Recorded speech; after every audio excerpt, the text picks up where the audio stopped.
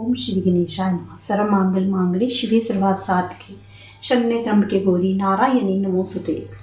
भगवान श्री हरि बोले, ब्राह्मण तथा देवताओं, भय मत करो। मुनिवर दुर्वासा महाबाल शंकर के अंश एवं वैष्णव पुरुष हैं। उनके हृदय में मेरे प्रति अटूट श्रद्धा भी है। उन्होंने शाप दे दिया है, अतएव तुम्हारे घर से लक्ष्मी सहित चला आया हूँ। नारद, रमापति भगवान श्री हरि ने संपूर्ण देवताओं से यो कहकर श्री लक्ष्मी कहा, देवी तुम अपनी कला से क्षीर समुद्र के यहाँ जाकर जन्म धारण करना स्वीकार कर लो। इस प्रकार लक्ष्मी से कहने के पश्चात उन जगत प्रभु ने पुनः ब्रह्मा से कहा, पद्मज आप समुद्र का मंथन करो, उससे लक्ष्मी प्रकट होगी। तब उन्होंने देवताओं को सौंप देना।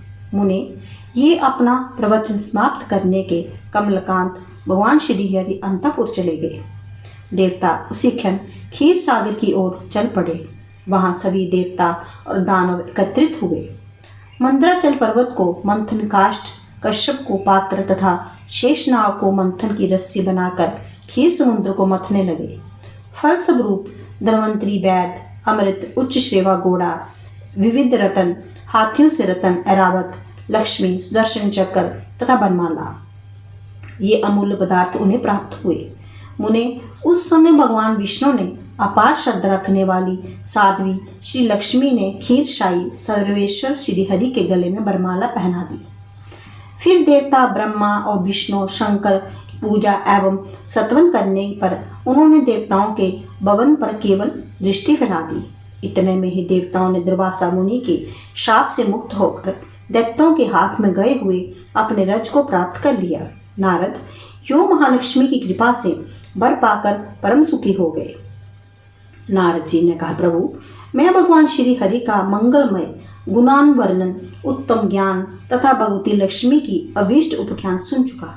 अब आप ध्यान और स्तोत्र का प्रसंग बताने की कृपा कीजिए। भगवान नारायण कहते हैं, नारद प्राचीन समय की बात है। देवराज ने क्षीर सागर के तट पर तीर्थ स्थान स्नान किया, एक कलश स्थापित किया और 6 देवताओं की पूजा की।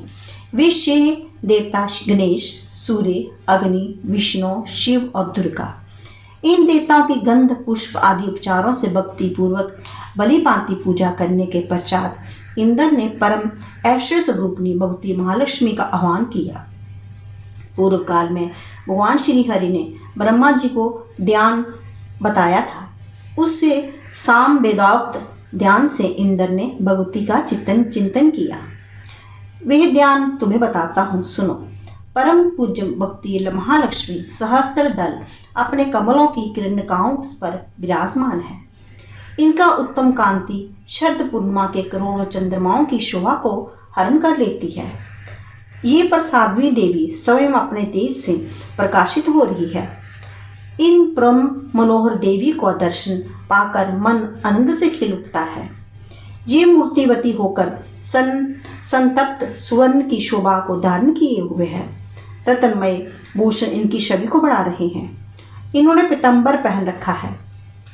इन प्रसन्न बंधन वाली भगवती महालक्ष्मी के मुख पर मुस्कान छा रही है।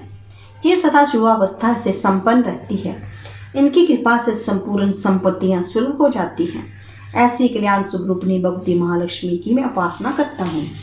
नारद इस प्रकार ध्यान करके ब्रह्मा जी की आज्ञा अनुसार 16 प्रकार के उपचारों से देवराज इंद्र ने असंख्य गुणों वाली इन भगवती महालक्ष्मी की पूजा की। मुने देवराज इंद्र ने इस सूत्र रूप मंत्र को पढ़कर भगवती महालक्ष्मी का द्रव्य समर्पण करने के पश्चात भक्ति पूर्वक विधि सहित उनकी मूल मंत्र का 10 लाख जप किया, जिनके फलस्वरूप उन्हें मंत्र सिद्धि प्राप्त हो गई। ओम श्री क्लीम एम कमलवासिनाय स्वाहा, यही इस मंत्र राज का स्वरूप है।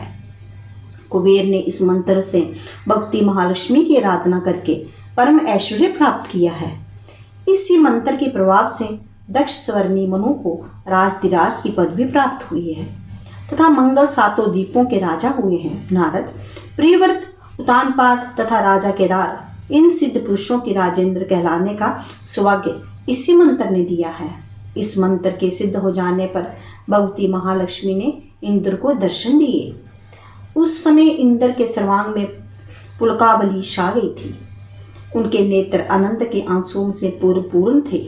उनकी अंजलि बंधी थी। ब्रह्मा जी की कृपा से संपूर्ण अविष्ट प्रदान करने वाला वैदिक स्तोत्र राज उन्हें शरण था।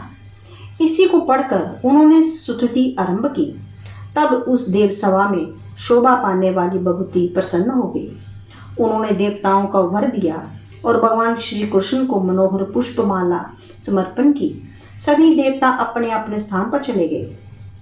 स्वयं भगवती महालक्ष्मी क्षीरसाई भगवान श्री हरि के स्थान पर प्रसन्नता पूर्वक पधार गई। लक्ष्मी स्तोत्र महान पवित्र है।